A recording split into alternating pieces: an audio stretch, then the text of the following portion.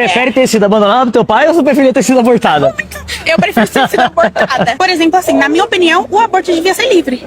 Na minha opinião, isso é o certo. Até porque a mulher faz o que ela quiser com o corpo dela. Você é uma vez. Obrigado pelo carinho. Você defende aborto por livre e espontânea vontade da mulher? Sim. É.